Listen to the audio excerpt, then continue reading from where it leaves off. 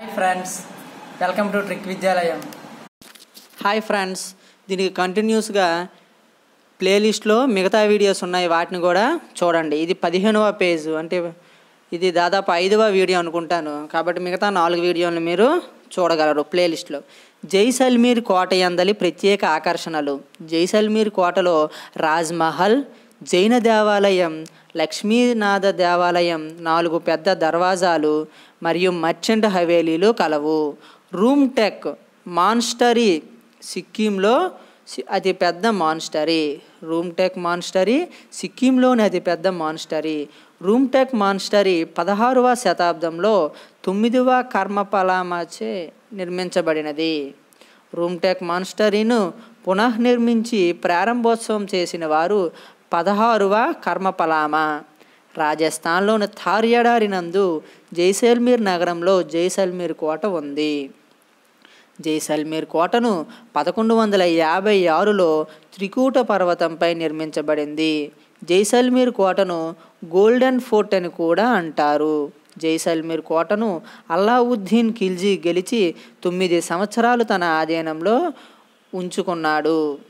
జైసల్మీర్ కోటపై 2వసారి దాడి చేసిన వాడు హుమయూన్ 1541వ సంవత్సరంలో. 1965-1971 భారత్ పాకిస్తాన్ యుద్ధాలతో జైసల్మీర్ కోట తిరిగి తన ప్రభావాన్ని పుంజుకుంది. నేడు జైసల్మీర్ కోటను వరల్డ్ మాన్యుమెంట్గా ప్రకటించి అపురూపంగా చూసుకుంటున్నారు. భారతదేశం పాకిస్తాన్ సరిహద్దు ప్రాంతంలో థార్ ఎడారి ఉంది. వరల్డ్ మాన్యుమెంట్గా పిలువబడేది జైసల్మీర్ కోట ఎక్కడుందండి? రాజస్థాన్లో కలదు. ఇరాన్ నుండి ఆఫ్ఘనిస్తాన్కు వెళ్ళేవారు మరియు వచ్చేవారు థార్ ఎడారి గుండానే వెళ్తారు. 50 సంవత్సరాల క్రితం థార్ ఎడారి ప్రాంతానికి నీరు తేవడానికి పంజాబ్లోని నదుల నుంచి ఒక పెద్ద కాలువ నిర్మించారు. థార్ ఎడారి ప్రజలు ఒకప్పుడు సజ్జ రొట్టెలు తినేవారు, ఎందుకంటే సజ్జలు ఎక్కువగా పండుతాయి కాబట్టి. థార్ ప్రాంతంలో మిఠాయిలకు బికనీరు పేరు ప్రసిద్ధిగాంచినది. కాంచనగంగా శిఖరం సిక్కిం రాష్ట్రంలో కలదు. సిక్కిం ప్రజలు పర్వతపు వాలుల్లో వ్యవసాయం చేస్తారు. భారతదేశం, నేపాల్, భూటాన్, టిబెట్ సరిహద్దు ప్రాంతంలో గల రాష్ట్రం సిక్కిం. సిక్కిం ప్రజలు 11 భాషలు మాట్లాడుతారు. లామాలు టిబెట్ దేశానికి చెందినవారు. సిక్కిం 1975వ సంవత్సరం వరకు స్వతంత్ర రాజ్యంగా ఉంది. పూర్వం సిక్కిం చోగ్యాలుల రాజుల ఏలుబడిలో ఉండేది. చీరాల, పేరాల ఆంధ్రప్రదేశ్ రాష్ట్రంలో ఉంది. చీరాల, పేరాలను బ్రిటిష్ వారు 1920లో కలిపారు. దుగ్గిరాల గోపాలకృష్ణయ్య సహాయ నిరాకరణ ఉద్యమానికి పిలుపునిచ్చారు. దుగ్గిరాల గోపాలకృష్ణయ్య ఏర్పాటు చేసిన స్వచ్ఛంద సంస్థ పేరు రామదండు. చీరాల, పేరాల ప్రజలు ఏర్పాటు చేసుకున్న నూతన పట్టణం రామ్నగర్. గాంధీజీ చీరాలను దర్శించారు. చీరాల, పేరాల ప్రకారం చీరాల, పేరాల ప్రకాశం జిల్లాలో ఉన్నాయి. సిక్కిం హిమాలయ పర్వత శ్రేణిలో ఉంది. సిక్కింలో టీ, నారింజ తోటలను పెంచుతారు. సిక్కిం ప్రజలు మాంసం కోసం గొర్రెలను, జడల బర్రెను పెంచుతారు. హిమాలయాల తూర్పు ప్రాంతంలో ఉన్న చిన్న రాష్ట్రం సిక్కిం. థార్ ప్రాంతపు వర్తకులు బెంగాల్ వెళ్ళి స్వీట్లు తయారు చేయడం నేర్చుకున్నారు. థార్ ప్రజలు సంగ్రీ చెట్లు, ముళ్ళ పొదలకు కాసే కూరగాయలను తినేవారు. చీరాల, పేరాల ఒకప్పుడు గుంటూరు జిల్లాలో ఉండేది. గాంధీ గారు సలహా మేరకు 13,000 మంది ప్రజలు చీరాల, పేరాలను వదిలిపెట్టి 11 నెలలు రామ్నగర్ క్యాంపులో ఉన్నారు. రాయలసీమకు చెందిన పాలయ్యగార్లు బ్రిటిష్ వారికి సింహస్వప్నమై నిలిచారు. అల్లూరి సీతారామరాజు బ్రిటిష్ వారికి వ్యతిరేకంగా చేసిన తిరుగుబాటు రంపా తిరుగుబాటు. సైమన్ కమిషన్ విజయవాడ, ఒంగోలు వచ్చినప్పుడు Vijayawada municipality Simon and company go back అని తీర్మానం చేసింది. భారత ప్రథమ స్వాతంత్ర్య సంగ్రామానికి ఆద్యుడు మంగల్ పాండే. భారతదేశ నాయకులలోకెల్లా ప్రమాదకరమైన వ్యక్తిగా బ్రిటిష్ వారు ఎవరిని వర్ణించారు అంటే ఝాన్సీ లక్ష్మీబాయి. ఆంధ్ర నాయకుడు మరియు ఆంధ్ర బ్యాంకు స్థాపకుడు భోగరాజు పట్టాభి సీతారామయ్య. 1935లో భారత జాతీయ కాంగ్రెస్ చరిత్ర అనే పుస్తకాన్ని రచించిన వారు భోగరాజు పట్టాభి సీతారామయ్య. 28/11/1923న కృష్ణా జిల్లా మచిలీపట్నంలో ఆంధ్ర బ్యాంకును స్థాపించిన వారు భోగరాజు పట్టాభి సీతారామయ్య. చనిపోయిన భర్త చేతిలో భార్య సజీవంగానే దూకి మరణించడాన్నే సతీ అంటారు. చనిపోయిన వీరుల భార్యలు కుమార్తెలు వారే స్వచ్ఛందంగా మరణించడాన్నే జేహార్ అంటారు. ఒక వంశానికి సంబంధించిన ప్రతి తరంలో ఒక కన్యను భగవంతుడికి లేదా గుడికి కానీ ఇచ్చి వివాహం చేయడాన్నే దేవదాసి అంటారు. పనివారు కొంత గౌరవాన్ని కోరుకుంటారు. భారత రాజ్యాంగం ఎటువంటి వివక్ష లేని సమాన అవకాశాలు అందరికీ కల్పించింది. నేడు స్త్రీలు సాధికారతను పొందుతున్నారు. పౌష్టికాహార లోపం వల్ల చాలామంది ఆడపిల్లలు 5 సంవత్సరాల వయస్సులోనే మరణిస్తున్నారు. ఆంధ్రప్రదేశ్లో ప్రతి 10 మందిలో 6 మాత్రమే స్త్రీలతో చదివించి రాయగలుగుతున్నారు. 1991వ సంవత్సరంలో మన ఆంధ్రప్రదేశ్లో ప్రతి 1000 మందికి 972 మంది స్త్రీలు ఉన్నారు. 2011వ సంవత్సరం నాటికి మన ఆంధ్రప్రదేశ్లో ప్రతి 1000 మందికి 992 మంది స్త్రీలు ఉన్నారు. ప్రపంచ మహిళా దినోత్సవం మార్చి 8. వేదకాలంలో మహిళలకు భర్తను ఎన్నుకునే స్వేచ్ఛ ఉండేది. తొలి మహిళా స్పీకర్ మీరా కుమారి, తొలి మహిళా ప్రధాని ఇందిరాగాంధీ, తొలి మహిళా వ్యోమగామి కల్పనా చావ్లా. మహారాష్ట్రలో పశుపోషకులను ధంగర్ అని, కర్ణాటకలో పశుపోషకులను కురుబా అని, ఆంధ్రప్రదేశ్లో కురుమా గొల్ల యాదవులని పిలవడం జరుగుతుంది. యమున పాత పేరు జమున, కొత్త పేరు యమున, పాత పేరు జమున. కోసి పాత పేరు కూసి, నర్మదా పాత పేరు నర్మదా, బియాస్ పాత పేరు విపస, జీలం పాత పేరు వితస్త. దయచేసి ఇది ఒక దగ్గర రాసుకోండి లేదా స్క్రీన్ షాట్ తీసుకోండి. రావి పాత పేరు ఐరావతి లేదా పరుష్ని అని కూడా పిలుస్తారండి. చినాబ్ పాత పేరు చంద్రభాగ, లూని పాత పేరు లవణవతి, సట్లేజ్ పాత పేరు శతద్రు, శతద్రు వంశయోధుడు. తపతి పాత పేరు విషి. మొదటగా 1888లో భీంబెట్కాను బౌద్ధ మతానికి చెందిన ప్రాంతంగా ఆదివాసుల ద్వారా తెలుసుకోవచ్చు. భీంబెట్కా ఎక్కడుందండి? మధ్యప్రదేశ్లో ఉంది.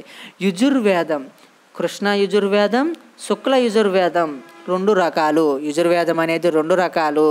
వేట సేకరణ సమాజం వాళ్ళు మృతులతో పాటు కొన్ని వస్తువులను పూడ్చిపెట్టేవారు. పెరియార్ పురాణం తమిళులది. భక్త కన్నప్ప కథ పెరియార్ పురాణంలో ఉన్నది.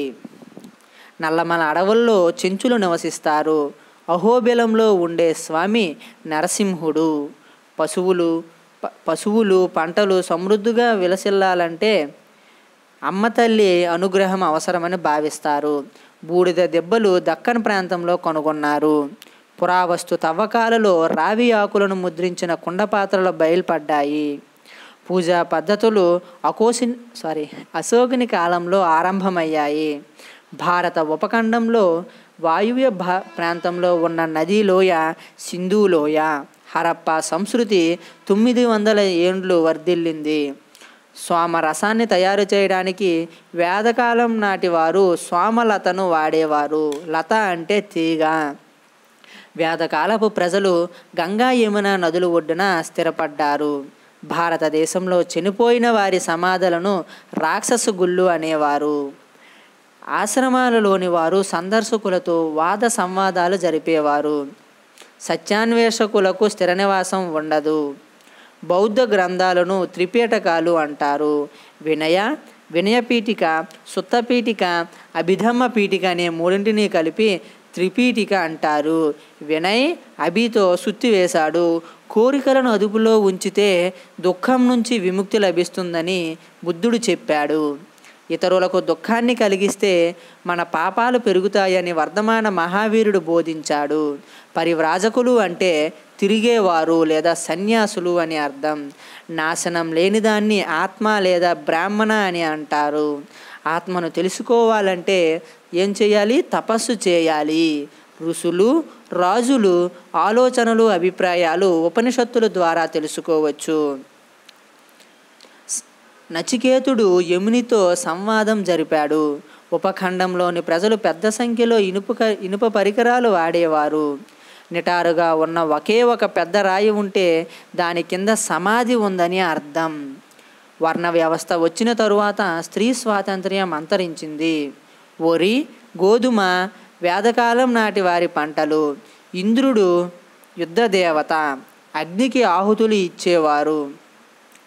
వేదాలను ఋషులు సంకలనం చేశారు. స్నానవాటికలు, ధాన్యాగారాలు హరప్పా నాగరికతలోనివి.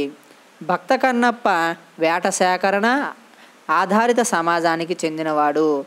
యుండిగాక్ ఆఫ్ఘనిస్తాన్లో ఉంది. ఋషులు ఆశ్రమాలలో నివసించేవారు. కానీ పరివ్రాజకులు ఒక ప్రదేశం నుంచి మరొక ప్రదేశానికి సంచరించేవారు. యజ్ఞవల్కుడు లాంటి ఋషులు అభిప్రాయాలు ఉపనిషత్తులో పొందుపరచబడ్డాయి. మధ్య మార్గం గౌతమ బుద్ధుడు. శ్రీశైలంలోని స్వామి మల్లికార్జున స్వామి. పెరియ పురాణం 12వ శతాబ్దం నాటిది. పెరియ పురాణంలోని భక్తుడు భక్త కన్నప్ప. ఇది వరకు ఉండి ప్రస్తుతం అంతరించిపోయిన నది సరస్వతి నది లేదా గగ్గర్ నది. భారతదేశ ఈశాన్య ప్రాంతంలో ప్రవహించే నది బ్రహ్మపుత్ర నది. వింధ్యసాత్పుర పర్వతాల వద్ద ప్రవహించే నదులు నర్మదా, తపతి. గంగ హిమాలయాల్లో పుట్టింది. ఒక ప్రత్యేక పానీయం చేయడానికి వాడే తీగ మొక్క సోమలత. వేదాలకు ముఖ్యం ఉచ్చారణ. భారత ఉపఖండంలో వాయువ్య ప్రాంతంలోని సింధు నదికి పరివాహక ప్రాంతాల్లో సుమారు 4600 సంవత్సరాల క్రితం అనేక నగరాలు విలసిల్లాయి. ఇవి 900 ఏండ్లు వర్ధిల్లి ఆ తరువాత పతనం చెందాయి. దీన్నే హరప్పా సంస్కృతి అంటారు. పురావస్తు తవ్వకాల్లో మొదట బయల్పడిన ప్రాంతం హరప్పా నాగరికత. అమ్మతల్లి విగ్రహాలను వారు పూజించేవారు. సింధులోయ నాగరికతకు సమకాలీన నాగరికతలు మెసపటోమియా నాగరికత, ప్రాచీన ఈజిప్టు నాగరికతలు. బౌద్ధ జైన సన్యాసులకు శ్రమణులు అంటారు. విష్ణు భక్తులనే భాగవతులు అంటారు. జైన మత ప్రబోధకులను తీర్థంకరులు అంటారు. జైన తీర్థంకరులు 24 మంది. మొదటివాడు వృషభనాథుడు లేదా ఆదినాథుడు. 23వ వాడు పార్శ్వనాథుడు. 24వ వాడు వర్ధమాన మహావీరుడు. అవతారాలు భాగవతం ప్రకారం బుద్ధుని పూర్వజన్మల వృత్తాంతాలనే జాతక కథలు అంటారు. విష్ణు భక్తులని అల్వారులు అంటారు. 12 మంది అల్వార్లు కలరు. శైవ భక్తులనే నయనార్లు అంటారు. 63 నయనార్లు కలరు. దీనికి కూడా అవసరం లేదండి. నయనార్లు అంటే కళ్ళు ఎవరికి 3 ఉంటాయి, శివుడికి ఉంటాయి. కాబట్టి శైవ భక్తులని నయనార్లు అంటారు. ఓకే, అల్వార్లు 12 మంది, నయనార్లు 63 మంది. బుద్ధం శరణం గచ్చామి, ధర్మం శరణం గచ్చామి, సంఘం శరణం గచ్చామి. త్రిరత్నాలు బౌద్ధ మతానికి చెందినవి. ఓకే, శ్రమణులు విహారాలను, స్తూపాలను స్థాపించి బౌద్ధ జైన బోధనలను కొనసాగించారు. భాగవతులు నారాయణుని ఆరాధించేవారు. మహారాష్ట్ర విదిశలో శ్రీకృష్ణ దేవాలయం కలదు. గుడిమల్లం చిత్తూరు జిల్లాలో కలదు. బట్టిప్రోలు ఆంధ్రప్రదేశ్ రాష్ట్రంలో కలదు. వైష్ణవులు అల్లిన పద్యమాలికలనే పాసురాలు అంటారు. అగ్ని, నీరు, ఆకాశం నీ సృష్టేనయ్యా అని కీర్తించిన వారు నమ్మాల్వారు. భయం లేదు మాకు ఏ రాజైనా అని చెప్పిన వారు నయనార్లు. యేసుక్రీస్తు ప్రసంగం పర్వతం మీద నుండి చేశాడు. భారతదేశంలో మొట్టమొదటి చర్చి వైష్ణవులు అల్లిన పద్యమాలికలనే పాసురాలు అంటారు. అగ్ని, నీరు, ఆకాశం నీ సృష్టేనయ్యా అని కీర్తించిన వారు నమ్మల్వారు. భయం లేదు మాకు ఏ రాజైనని చెప్పిన వారు నయనార్లు. అల్వార్లు 12 మంది, అల్వార్లలో ఒక మహిళ ఆండాల్. నయనార్లు 63 మంది. అప్పర్ నయనార్లలో ప్రముఖుడు. క్రీస్తు ఇజ్రాయిల్లోని జెరూసలేం దగ్గర బెత్లెహేం వద్ద జన్మించాడు. బైబిలు క్రైస్తవుల పవిత్ర గ్రంథం. ఖురాన్ మహమ్మదీయుల పవిత్ర గ్రంథం. ఇస్లాంను స్థాపించిన వారు మహమ్మద్ ప్రవక్త. మహమ్మద్ను అల్లాగా పరిగణిస్తారు. అల్లా బోధనలు ఖురాన్లో ఉన్నాయని ముస్లింలు అంటారు. ధ్యానం బౌద్ధ జైన మతాల విధానం. నాగార్జునకొండ నల్గొండలో ఉంది. బౌద్ధ మతంలోని 2 శాఖలు థేరవాదం, మహాయానం. బౌద్ధ మతంలోని 2 శాఖలు హీనయానం, మహాయానం. బౌద్ధ సన్యాసులకు న్యాయ సూత్రాలను తెలియజేసింది వినయపీఠిక. ద్వైత తత్వాన్ని ప్రవేశపెట్టింది చైతన్య మహాప్రభు. చైతన్య మహాప్రభు తన తత్వాన్ని హరే కృష్ణ మార్గంలో వ్యాప్తి చేశారు. చారిత్రక ఆధారాలు కలిగిన సంఘటనల గ్రంథాల రూపంలో రచించడాన్నే ఇతిహాస రచన అంటారు. తమిళనాడులోని కవులు, కవయిత్రులు, పండితులు రాసిన తమిళ పద్యాలను అన్నింటినీ కలిపి సంఘవాగ్మయం అంటారు. ఉపవేదాల్లో ఒకటి ఆయుర్వేదం. ఆర్యభట్టు మొట్టమొదటిసారిగా భూమి చుట్టూ సూర్యుడు తిరగడం లేదని సిద్ధాంతీకరిస్తూ ఆర్యభట్టీయం అనే గ్రంథాన్ని రచించాడు. ఖగోళ శాస్త్రానికి ఆద్యుడు ఆర్యభట్ట. భూభ్రమణం వల్ల రాత్రి పగలు ఏర్పడుతున్నాయని, సూర్యుడు భూమి చుట్టూ తిరగడం లేదని చెప్పడం జరిగింది. హిందీ, మరాఠా, ఆంగిక భాషలు దేవనాగరి లిపిలో రాస్తారు. బెంగాలీ లిపిలో రాస్తారు. పంజాబీ గురుముఖి లిపి నుంచి రాస్తారు. ఒరియా ఉత్కల్ లిపి నుంచి రాస్తారు. గుజరాతీ లిపి నుంచి రాస్తారు. తెలుగు లిపి నుంచి రాస్తారు. బోడో భాషలకు మూలం టిబిటన్, బర్మన్. హిందీ భాషలకు మూలం ఇండో ఆర్యన్. సంతాలీ భాషకు మూలం మొండా. తెలుగు భాషకు మూలం ద్రవిడ భాష. ఉర్దూ భాషకు మూలం ఇండో ఆర్యన్. మనం భాషను లిపి ద్వారా చదువుతాము. మొదట్లో అక్షరాలకు బదులు బొమ్మలను ఉపయోగించి రాసేవారు. అశోకుడు ఎక్కువగా బ్రహ్మీ లిపిని ఉపయోగించేవాడు. కొంతమంది కొండల మీద గీస్తూ రాసేవారు. భూగర్భ వృక్షాలు హిమాలయాలు ప్రాంతంలో దొరుకుతాయి. వేదాలు మొదట మౌఖిక రూపంలో ఉండేవి. రామాయణ మహాభారతాలను ఇతిహాసాలు అంటారు. కౌరవ పాండవులు దాయాదులు. సంగమ వాజ్మయం తమిళ ప్రాంతంలోనిది.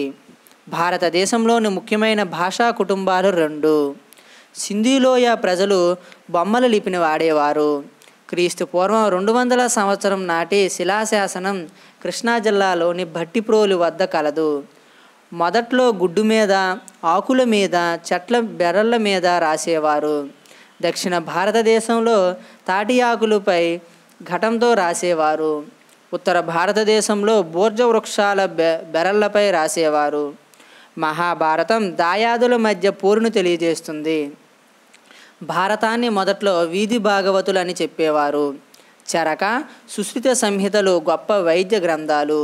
భూభ్రమణం వల్ల రాత్రి పగలు ఏర్పడతాయని ఆర్యభట్టు చెప్పారు. ఇప్పుడు ప్రపంచమంతా దశాంశ పద్ధతినే వాడుతుంది. దేవనాగరి లిపి 2 పదాల కలయిక. భారత రాజ్యాంగంలో 8వ షెడ్యూల్ నందు గుర్తించబడిన భాషలు రాయబడ్డాయి. భారత రాజ్యాంగం 22 భాషలను గుర్తించింది.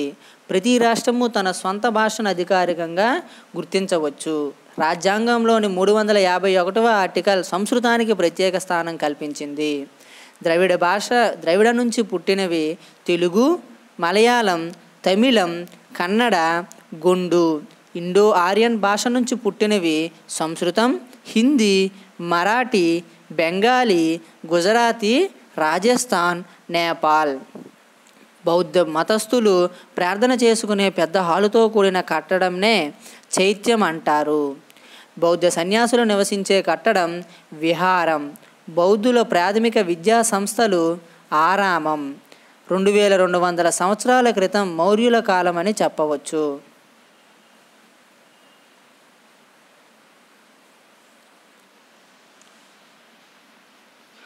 బుద్ధుడు మొదటిసారిగా సారథనాథ్లో బోధించాడు. సారథనాథ్ సింహశిఖరాన్ని అశోకుడు స్థాపించాడు. రాతిని తొలిచిన చైత్యాలు మొదట దేవాలయాలు. మహారాష్ట్రలో చైత్యాలున్న స్థలాలు కార్లే, ఖాజా, కన్హేరి.